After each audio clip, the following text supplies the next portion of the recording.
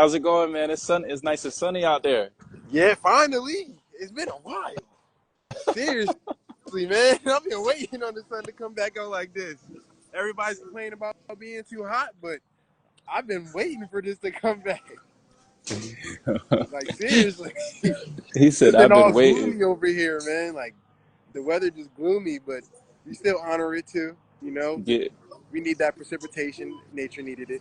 We needed it somewhat, absolutely. you know? Absolutely, man. You sound like you've been waiting since the eclipse. I remember the eclipse. Mmm. Y'all was vibing high during the eclipse, bro. Yeah. I had people ask my siblings that know my little brother and sister. They kept asking them did your brother go blind? We seen him look at the eclipse with no eye protection, and they were like, no, he did it. Yeah, and funny they didn't ask me, but they know me. They can ask me, but they asked my little brother and sister, is he going to go blind? Like, can he still see? But yeah, that's funny you said that. But yeah, I had some people start asking me around like if my eyes were good. Yeah, I'm still doing well. I'm not blind, so I No, stared at it like no. this too. My eyes is wide open. Wide open. But you're not blind by a long shot, brother. You still got good eyesight. Good Yeah, eyesight, man. And you were telling the people you were trying to spread the message on just that vibrancy that you can feel when you practice. You were letting people know, hey, if you're new to this, and you're not true to this, you might want to yeah. build up in practice. Yeah. You want to squint? Like if I can't open my eyes, let me squint, or let me just close my eyes and just stare at the sun for a while, and then peek them up for a little bit, just a little bit. You don't gotta, you know what I'm saying? You don't gotta open your eyes like this. You gotta train, you know. And I remember I used to have glasses, so it's funny. I used to have glasses. So me having glasses showed me that you can actually strengthen your eyes. So the doc, not all doctors are gonna tell you that. Oh, you can do eye exercises. This is like when I was younger. I wiki how this stuff, like wiki how how to get stronger eyes, and I did eye exercises every day. And this is before I knew about sun gazing. So I didn't even sun gaze. I'm just rolling my eyes in circles, going back and forth, up and down. And then I went to the doctors. My mom didn't believe me. Like I was like, yeah, my eyes feel much better. Like I don't feel like I need glasses anymore. She didn't believe me. Went to the doctors. The doctors confirmed it. They were like, yeah, his eyesight did get better, but we still want him to wear glasses. You know, it's Hey, this is what you heard from the optometrist? what's that? Was it an optometrist or like what do you Um, call the eye doctor you were going to? dang, I had astigmatism, so I guess it's I don't know. I just know Okay, they like make sure it was prescription glasses. So like okay. it wasn't like reading glasses. Like they were like prescription. So So I you think really is had it called medicine. Like there was medicine in those glasses. Like you yeah, had a okay, okay. so-called medicine, but now we got the Devon the Black Airbender with crystal glasses. Those is real medicine right there. Like I want those. I want a crystal Wow. gaze while sun gazing. And Nabiha down here, she wears glasses as well. She's in the comments and she said that eye exercises are real. That eye She ex wear glasses. She might Yeah. not need them doing this stuff. Hey, they might just be for style at this point. You might just want to wear them just to, have a little swagger, or something. Little swagger. When you're talking Kejan about astigmatism, like for somebody who doesn't know what that is, how would you even describe what it was They like to they have said one astigmatism? eye was worse than the other one. So they said one eye was perfectly fine, and the other eye had I mean, from my knowledge now, it's like mucus blockages, and and I was like, dang, I kind of realized it now. Like when I did look to one side and the other side, it would be harder to see. And then me experimenting now, because like I got deeper with the eye exercises. Like now I can do this with one eye, up, down. Like you cannot experiment with yourself. This is the best way to do it. Self experimentation, doing this type of stuff. But yeah, stigmatism is when one of your eyes is stronger than the other one, and therefore it's imbalance. So now, like your eyes are not fully being able to see the full scope of your reality. I like what you did there. I see what you did there. So you're not able to see the full scope because Yeah. of you're saying there's blockages, there's mucus, and I guess you know there is kind of like a mucous membrane. Like we don't hear a lot about mucus in the eyes. Like I don't hear a lot of people even talk about eyes are full of mucus. When I hear mucus, usually we think of like the esophagus or the lining, you know, Colon. and all the yeah, we think of that stuff in the colon, and Yeah. we think of hacking up mucus from the throat, Or you know, nose, hacking like your or the nostrils. nose, you know. But you don't think about the eyes. Like why do we never think about the eyes with mucus? Mm. And I realized this: the people that when you have crust in your eyes, oh, like a lot, like I remember I used to have bad allergies, right? And this is like when I made a post about this recently about being disconnected to the earth and that being connected to allergies, like a big like I used to be able to like wake up my eyes fully crusted up, like I can't even open them, like I'm struggling to open my eyes, and I realized it's our the toxins we put in our body, and we're not doing exercises. We're not as vigilant as maybe our ancestors were. Or, like we don't have to look around and look everywhere. Just to just scope out our area more. And we don't do this type of stuff. So it builds up mucus, and you if you use it, if you don't use it, you lose it. Right? That's what they say. Right? And if I'm not moving my eyes, if I'm not getting that stimulation, like Hilton Hotema says, how your body's gonna stiffen up. You're not stimulating that part of yourself, And I've been hearing a lot of people, especially in my field, that have been talking about eyes. Like a lot of upgrades been happening, and they've been saying like I've been having blurry vision, and that does happen. But again, like yeah, I did hear about that a lot. Like just eye strengthening, and yeah, people having blurry vision, and these all deal with our eyes are like our brain, right? I mean, they're directly connected to our brain. They're like popped out from our brain. They're not really separate from our brain. They're like directly connected to them. So if you have mucus in your eyes, therefore you have mucus in your brain, and therefore you're not thinking as clearly and seeing as clearly as you should. Yeah, yeah, it just makes sense. You know, it just makes perfect sense. Like, you know, it's just amazing to hear you, brother. You know that you healed your eyes with exercise. Yeah, You yeah, know, you healed your eyes with exercise. Like we don't, you know, we don't think of the eyes as a muscle that you can flex, that it can get stronger with yeah, use. yeah, and we don't normally think of it like that, but like there's tendons and stuff, and those like it's exercising is not always about the muscle. It's about like you can exercise tendons and you exercise ligaments. Like if you repetitively move it over and over again, and it builds up something in there. There's something getting activated. It might not be tearing down like a muscle does, right? Yeah, eye yoga, face yoga, and we have all these little fascia, little tendons and muscles within our face and body that if we just start smiling more, and like your cheeks start getting a little bit tired, you start smiling, you start laughing, like you laugh so hard sometimes your cheeks start hurting a little bit, like yeah, but you know, and same thing with your eyes. You might have had a real long day and you've been looking around all day, and like and your eyes might be a little bit tired that day. It's all stimulation, you know, but these are overlooked. And that's one thing I want to do is like, I want to start working out each and every part of my body, to my toes, to my fingertips, to my eyebrows, to my lips, to my ears, everything can get stimulated in some type of way. My neck, everything, everything can get exercised. Like just even like going like this with your forehead, that's stimulating something. Um, everything can like just if your skin can stretch, that means you can exercise. Like if your skin can move some type of way, that means your body can exercise in that way. We make it so Yeah. difficult sometimes. So like And you said, isometric, it's no excuse. Like you said, it's really no excuse. Like if you have a body, then it can be exercised in some form of some capacity. level, Because some level. I remember, you know, and I spent years doing this, brother.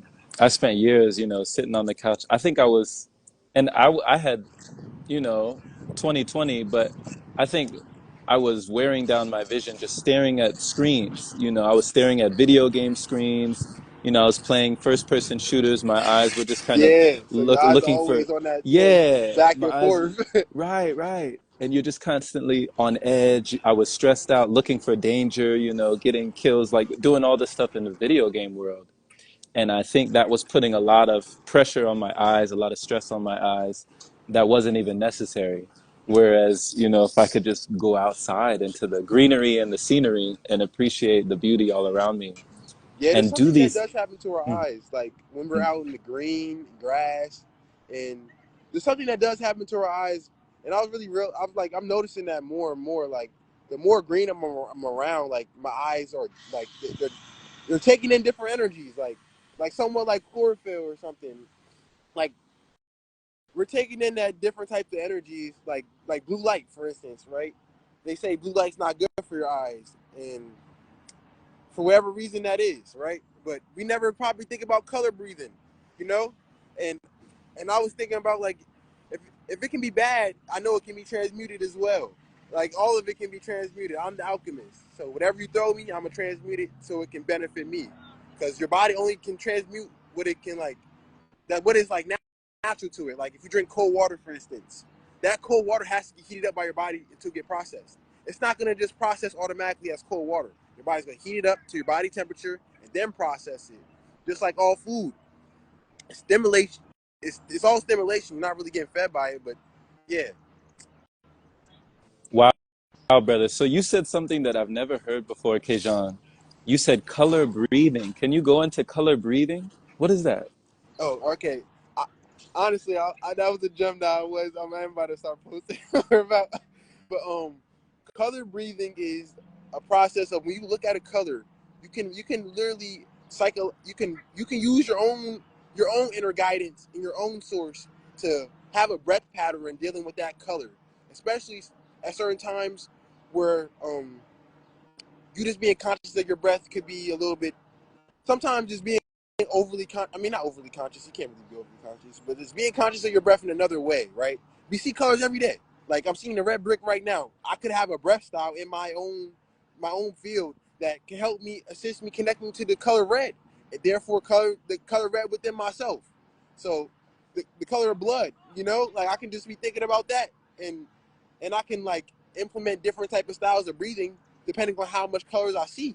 And if I see a lot of green, I can have a color breathing pattern that deals with green in my life. And that's why I like breathwork so much, because it's so user friendly. You can make up your own things. Like literally, you can make up your own styles and everything that can benefit you. Like literally. And Yeah. You're really you're giving me a vision right now because there is a color psychology.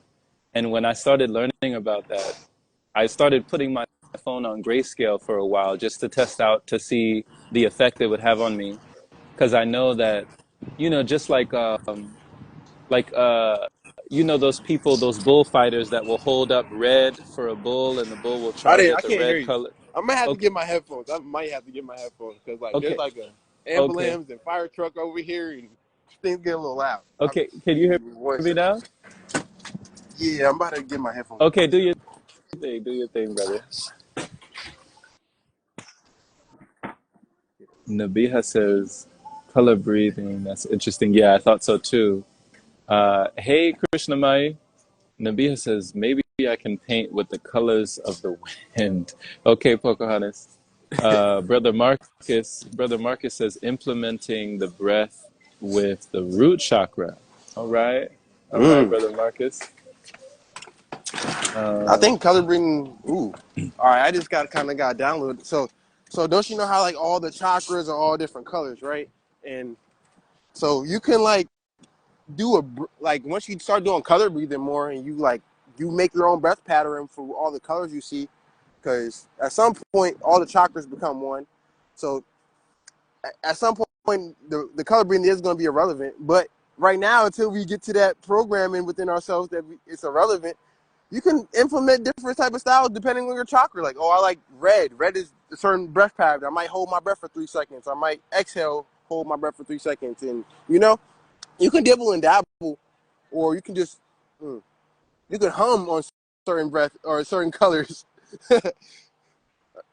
okay. Just get It gets deep. So, with color psychology, I remember that I was looking up certain things like, what red makes us feel, how blue makes us feel, and how black makes us feel, purple, you know.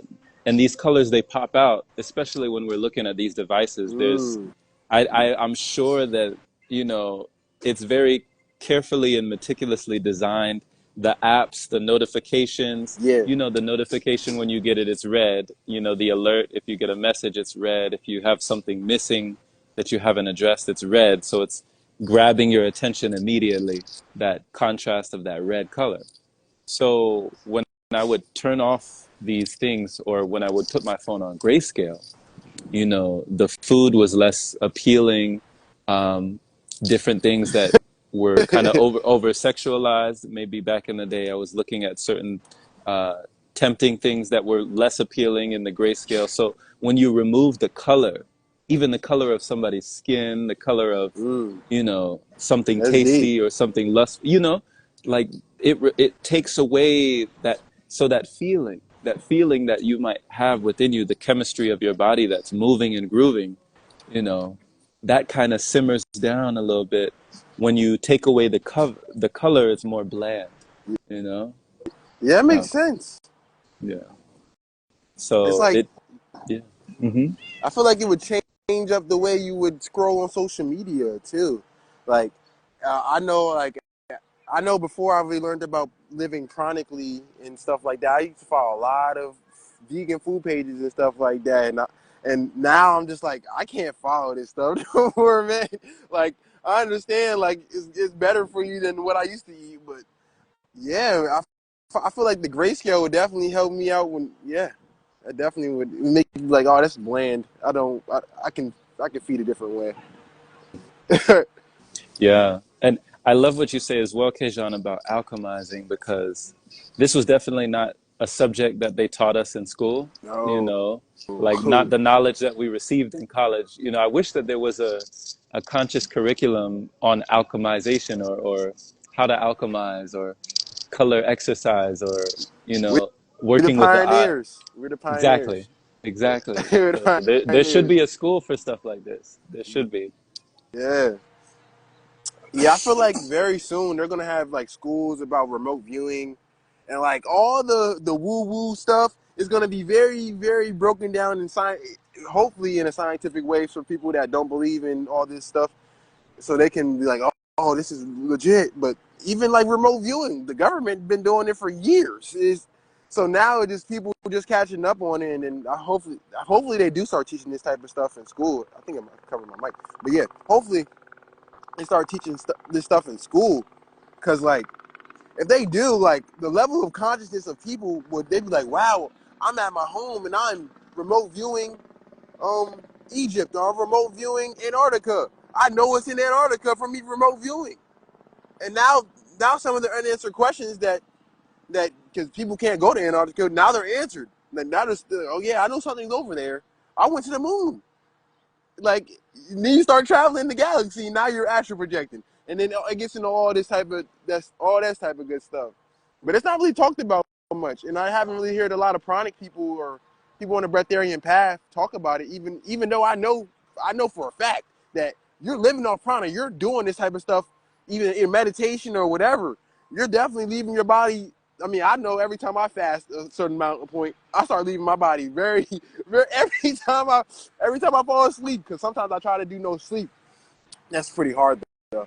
But when I just try to go to sleep regularly, I just leave my body all the time, and I don't hear it talked about too much. But maybe they're still like I don't know. Yeah. Yeah. What inspired you to do the no sleep? What got you on the no sleep path? I was learning about like okay, you being awake, you being aware, right? And sometimes when you do go to sleep, like you're not retaining all your memory, right? So I was like, how about me? I can get rest from meditation. I can get rest from breath work. I can get rest from yoga nidra. I don't have to necessarily go to sleep. And I started trying to do it more, and I ended up staying up all night. One like this is like I actually completed my first day like basically up all day like a day or two ago. Like it really was hard for me. Like every time I get to like that 5-6 o'clock range, I start passing out, and I'm like, dang, I did it again. But I stayed up all day, and something like I had my spirit kind of called me to go on a run at like 4 o'clock in the morning, and I did it, and I stayed up all day, and I went right to yoga and I just kept it going. I went to a yoga class and I just kept it going all day. And really activating because they say you hallucinate, right? When they say you don't get a certain amount of sleep, you hallucinate. But I have a knowledge of my internal high, my internal DMT or whatever you want to call that substance. Um, so therefore, I'm kind of a little bit more acquitted to that hallucination, that whatever. But I just know that's my natural high, and and I'm not in a fear state. And that's one thing I can say about people that are like schizophrenic and are are the people that hallucinate and they have bad things they experience because they're in a fear state. If you're in a fear state, you're gonna project fear, and that's gonna come to you. If I'm in a love state, I'm only gonna be feeling the angels and feeling all this good type of good energy. I'm not gonna, you know, I'm not gonna be experiencing all the negativity and the bad hallucinations that people always say, you know. But yeah, no sleep was interesting because I was learning about more about autonomy and just living more in prana. And if I'm up more, therefore I can consume more prana consciously, you know? Like your body's gonna do it regardless, but I'm more conscious of it. I'm up more. I don't have to sleep. It's not necessary, but I can rest. Rest is necessary. I rest my body, meditation, yoga nidra, but do I have to sleep? No, to me, sleep is a mini death. And I don't believe in death no more. And I'm tired of dying. So Wow, that's he said I'm tired of dying. He said I don't believe in death no more. I'm tired of dying, and sleep is the cousin of death. I heard that too. Sleep is Lil the Wayne. I cousin of remember death. hearing that about Lil Wayne a while ago. The cousin of death, you know. I, heard, So it's very interesting. Go ahead. Go ahead. I remember hearing that in the song like when I was younger. Mhm. Like, yeah. And then it was talking about Father Time. And then he saying Mother Nature. And then he was saying, I'm not in the family. I'm not in no relation. But we all relate to everything at the end of the day. We all brothers, sisters, mothers, fathers, something. Yeah, yeah. So when it comes to the internal DMT, because you spoke on, you have the knowledge and the awareness of your internal DMT. Yeah. What gave you that knowledge and awareness? Like when did you come into that awareness? All right. This is like the beginning of my journey.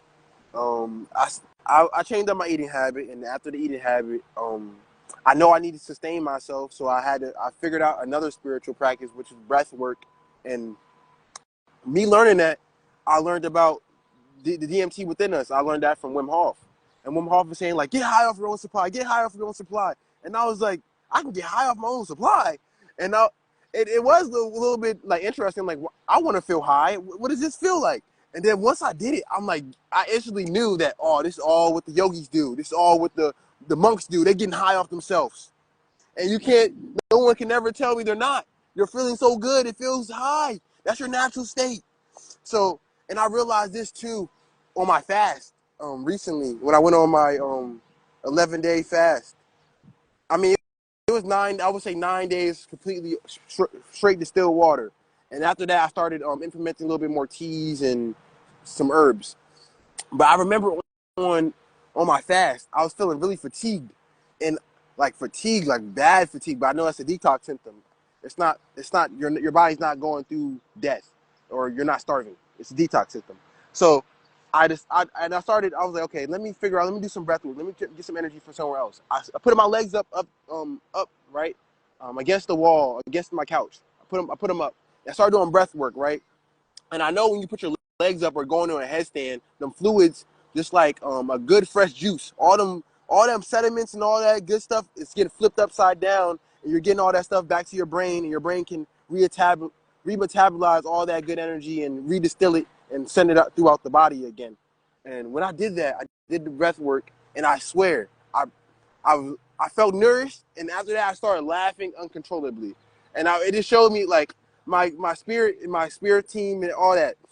I just felt like wow, like they just were like I was just like laughing up a storm, like I don't need nothing, like I just laughing, like I don't need anything, and I just kept laughing. I couldn't stop it, and I was just like wow, I just like started crying how bad I was laughing. I was laughing so hard. I was like wow, I don't need nothing. And I'm like it's like day 6 or 7, I was going through it, but like I was just laughing so hard. I'm like I don't need anything. Yeah, That's a natural high, you know? That's a natural high. You're like, almost tripping, just tripping on the existence, just tripping on this reality. Like, what? You know, once something is known, it cannot not be unknown. Yeah, yeah, You know, like once you discover, once you uncover, it's like you know now. So even if you go back, it doesn't matter. You know, it's like your yeah. consciousness is forever reshaped. You're forever transformed. You're like, this is not what I thought it was. You And know? yeah, Yeah. and once you get that natural high, it's like, and you have to be consistent with it because like you can get the natural high and be like, wow, and then go back to your normal life. But like again, it takes it turns into a habit, and that habit turns into a lifestyle. But once it becomes a lifestyle, it's like, wow, I'm feeling naturally high every day. I don't want to do the same things that did make me high in other ways, but I want to do this more because I don't. It's free. I'm feeling good. Like like all the good stuff. Like it has more better pros than cons. I don't think it has any cons, but yeah, no cons. Honestly, I would just say I do feel like I'm a little bit more immersed with my own natural self, and that's not a bad thing necessarily. But some people might say that, oh, you don't like. I mean, I can't get bored anymore. That's one thing I can say. I cannot get bored anymore. If somebody bores me, I will start breathing deep, and I will get my natural high, and I'm not bored. Like literally, I can't get bored anymore. That's like something that's not in my reality. I really can't get bored. Wow. Wow. So you're like drunk on the love Yeah, energy. You know, you're like boredom is there is no boredom. I start. You're like, how can I get? Go ahead. No, my bad. I cut you off. You started what? I cut you off. I cut you off. Yeah, I was like thinking. You know, there's people that will talk about that. You know, people like Sadhguru or people like different spiritual teachers or different people who have come to some awareness or some mastery over their body to realize that boredom is non-existent for them. They can be so content. It's not complacency, but it's a contentment. It's like you can reside within your body and be sustained, self-sustained, and that energy can maintain. Like you can be so full and complete and holistic in just who you are, where you are, what you are right now, and you don't need anything to complete you because you're already complete. So it's like there's not a void, there's no void, and there's nothing that you need to avoid because Mm. there's no internal noise, you know? Yeah, I like how Yeah. you said that, and I've been learning a lot about the void, that void, or you could say black hole within ourselves. But yeah, that void. Interesting, interesting. Yeah, I'm about to put my phone in the charger. My phone's on 2%, Oh, and do that, your thing, man. yeah, Do your thing. But what you were saying is so amazing, brother. Just to hear you say it, and it's coming from a consciousness that knows, because I know that this is your lived experience. This is something that actually happened to you through a process of surrender. Like you said, you put your feet up, right? You had your body yeah. upside down, so the things were going upside down. It's going to the brain, and you completely let go. You completely surrendered, and you said you just started laughing. Like, what was so funny that you just started laughing? Like, I don't need anything. I don't need anything. And you said you just kept on laughing. What was so funny? Um, Cause like all the programming of, oh, you need this, you need that, and then when you're fasting, right? Like sometimes, I'm not saying every time, but sometimes you're like, oh, I do need food, I need food, like, and some parasites and all that, all that mucus and stuff trying to get you to go back, revert back because like they're getting like hurt. I mean, yeah, that parasitic intelligence is like going through it. They're trying to fight for their lives, you know. And that's how I feel like that parasitic intelligence that could be within the body through your old habits and your lifestyle. It could be like trying to fight for its life. So like they have power. They know they have chemicals that they can secrete, that they can like toxins that they can secrete, because that'd be toxic to us. They'll make us want to go eat. And when we do not eat for a while, like, oh, we're gonna die.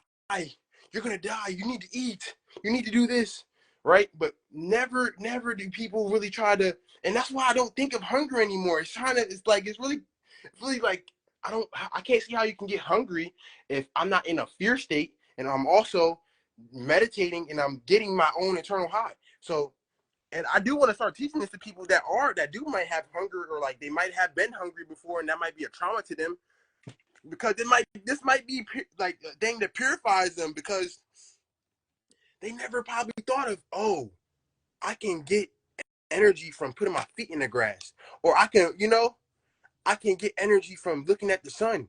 And I'm just thinking of the starving kids in Africa that might not be starving. I don't know, because I haven't been here. But I'm just hearing, like, from my old perspective, like, all the starving kids in Africa, maybe about that. I don't know. I'm just hearing that right now. And again, they probably don't know about this stuff. They probably don't know about this stuff. Or the starving people in general, they probably don't know about this stuff.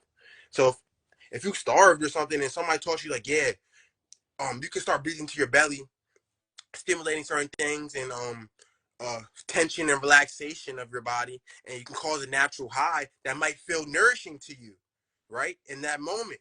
Like, you, not saying you still might not want to eat eventually, but now you have enough energy to go about your day. And I feel like you do this enough, you're gonna manifest some food or whatever you need in your life instantly, because you're tapping into that inner source. And I know for certain, if you're doing that, you're gonna, whatever you need is gonna come to you. And I see that every time in my life. Yeah, there were times when I was in downtown Los Angeles and when I was going long days, like prolonged fasting, starting out, things were just coming to me, like my favorite potato chips or my favorite ice cream or whatever. I would see unopened like packages on the street, like near benches, like somebody just left an unopened package of my specific favorite chips. Whoa. They're sitting right here, like it's just sitting there. I'm like, what? And it happened multiple times. This stuff was just gravitating towards me. So it was like it was still kind of in my body, so it was still on my mind. But because I was becoming, more attractive, it was just coming to me. I was like, whoa, I don't even want it. I was in a state I didn't want it, but it was coming to me. That's how it be. It's like, I noticed that too, right? Um, I was on a big fast, right? And then, Hmm. yeah, Angel, right? All right, so she has showed me a I love dates, like I really do, and those are probably one of my biggest battles sometimes. So she showed me some, like, the best deal on dates you could ever find. I'm like, oh man, like that's the thing I needed. Them, like before I went on the fast, I was like, I never knew that was that price before. Now I want it now really bad, but I'm like, me doing my fast and getting more in touch with my inner source, I attracted that information to me, and now I'm like, wow. Now I know I can get a 2 pound bag of dates for $10 or $5. I think it's $5 or something. Some crazy deal. I'm like, oh man, like this is probably the best deal of dates I done heard. It's making me want to break my fast right now. But yeah, man, it just comes to you. So another thing that you mentioned about Africa, this is why I want to travel to Africa to actually see, because just Yeah, like you came into realizations that made you realize that the world was not as you thought it was, your body was not as you thought it was, your mind was not as you thought it was. I feel like there are countries and continents and, places they probably lied that to us, aren't but that aren't as we think they are, you yeah, know? And it's very interesting how we can be swayed to a misunderstanding through the media. This is why I don't watch the news. It's been a long time since I yeah, had a television. me too. But I met a brother from Nigeria, and we were we were chilling together in Houston. We did a music video together, and he was telling me that when he was in Nigeria coming up, he thought that McDonald's was like a five-star restaurant in the McDonald's in America. He said he couldn't wait to get to the US so he could taste a Wow, burger from McDonald's, because when he grew up, he thought that McDonald's was like the top of the top, the cream of the crop. wow, And when he got here, people were programming. like, "What McDonald's? That's trash. McDonald's, that's like the bottom of the barrel. What are you doing? What?" That was his aspiration. That was his desire, was to Wow, finally get that a is McDonald's cheeseburger. Yeah. that is some, like, it just showing me how much programming, Hmm. and like, and And now the way I'm thinking about it now, like even like me saying like, oh, start people starving in over in Africa or something. It's programming because again, I don't know this. This is this shit I've been programmed with. I do not know this. I have never been to Africa in my life. So even me, the thought of that, it just like wow. It's like I got programmed to think people are starving over there. Maybe they're not even ever starving over there. And the programming, I remember just seeing all these type of things growing up, like help these people feed them, and I'm just thinking like, oh, this country might not have that much food, and I know now I'm having the realization the earth is extremely abundant. Extremely, like the abundance is all around us. If you could see grass and you could, yeah, if you could touch the ground, you're abundant at this point. Yes, I know, our brother Jesse would agree. Jesse Tree is down here, and he definitely would agree that nature always provides. Yeah. We are abundant, the earth is abundant, we have abundance all around us. It's the And mindset of scarcity. That's what hurts us. The mindset of something that's not enough. The mindset of hoarding. Just like I would hold all this stuff. That's the mindset of scarcity, mindset of lack. yeah, and Nabiha also said, nobody will tell you to stop eating because it's killing you. But when you stop eating, they get concerned. It's their parasites, not them. How does that resonate with you? Ooh. Because I was doing a lot of research about parasitic intelligence, and parasites are divine. Everything's divine, everything. So if everything's divine, right? So nothing's not holy. So that's the way I think about it. So the parasites probably have some empathic abilities or something with other parasites, and they're like, oh, let's get mad at him. He don't got parasites anymore, or let's out him, or like like it could be there, like everything is kind of a projection as well. So like the people might not know that the parasite might be influencing them somewhat, but the parasites probably like to be around other people that got parasites. Like resonance, right? You want to resonate with people that are doing similar things to you. So Okay, like how they say misery loves company. yeah, yeah. So their mm, their concern could be like, oh, their programming and their parasites in them are like, yeah, you don't do that. You're gonna get really sick and hurt. Like that's what their parasites is telling them. Like, don't do it. We don't want you to even think about it. You can see how they feeling right now. They might look like they're feeling and looking good, but you don't do it because that's not you, and you're gonna get sick and you're gonna get hurt. That's what their parasites probably telling them, and their mental conflictions. And I think parasites might be like somewhat empathic with other parasites. Like they might like send other like people share meals together. So why would that? Oh, I'm thinking about it.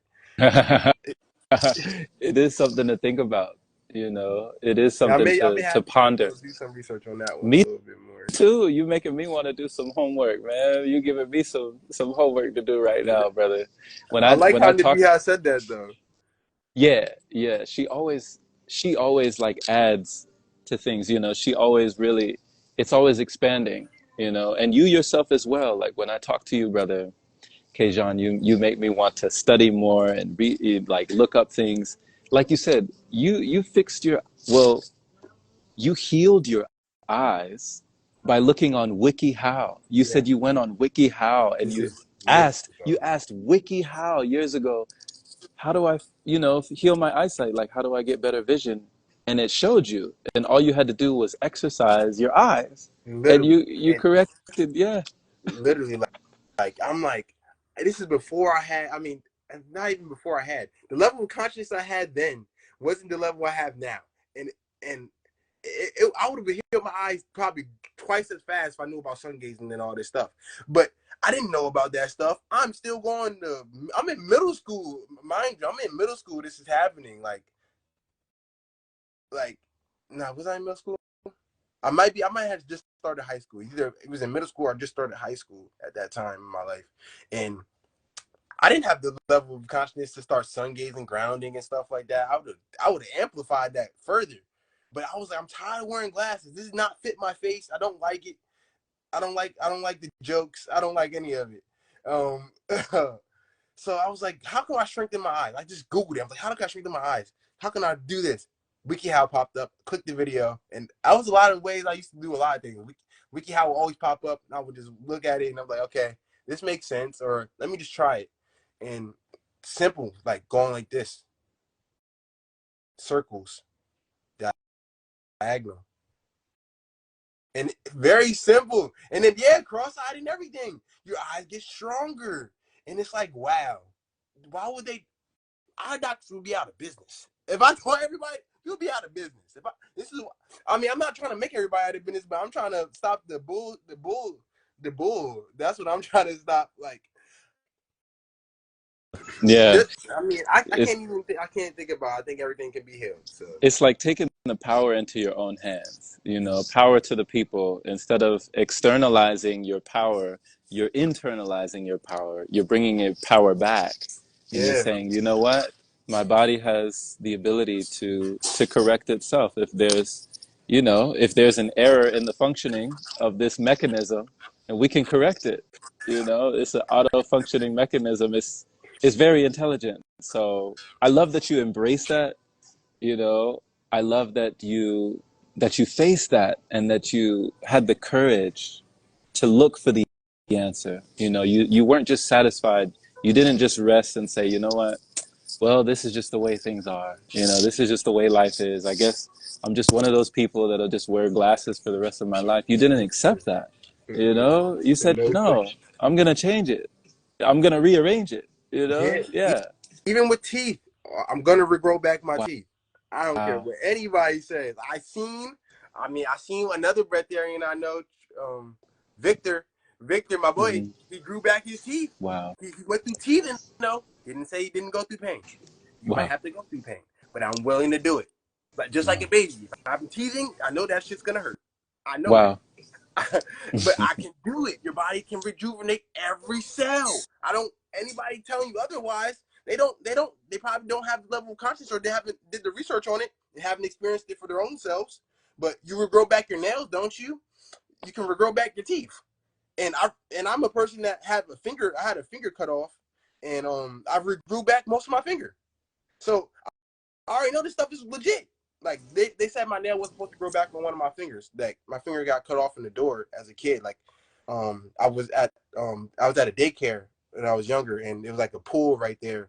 And like when I was really young, and my towel got caught into a big metal door, and I was like trying to pull out my towel, and my finger chopped it off, like a big metal door, chopped it off, like clean off.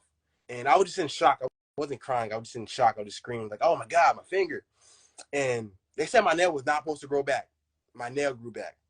Like they said, like, yeah, like I was supposed to have a nub, and there's nothing wrong with people that do have a nub. I understand, like, but I know you can. I know we can probably heal those. I feel like it's possible. I feel like it's possible. Bro, But yeah, bro, that's a modern day miracle.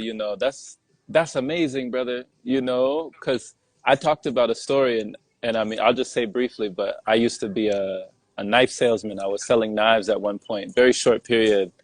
And I was inexperienced, but I was doing it for the money. The stuff that we do probably good when money. when we're when we're not on our purpose. The stuff that we'll do for the money. So I was at Costco. I was a Cutco knife salesman, and I would go to different Sam's Clubs and stuff. And I sliced off my thumb, like a large portion of my thumb got sliced clean off, and it grew back. It stunned me. It stunned my Aunt Renee. It stunned everybody, but it grew back. So you're Yeah, right. You're right, man. and they Yeah. would tell us this stuff is not possible. This is not Right. possible. You can't regrow back teeth. And then when I start regrowing back teeth, now they're gonna ask me how'd you do it, and I tell them fasting and all this type of stuff. And they're like, oh shit, I don't think I can. I don't think I want to do that. But if you really want to do it that bad, you're gonna do the things necessary to obtain it. And I do want to regrow back my teeth. I want to have a full set of pearly whites because I smoked in my past, and I don't want any of this stuff anymore. I want a whole new set, and I'm willing to put in the work to do it. Yeah. Yeah. Absolutely, man.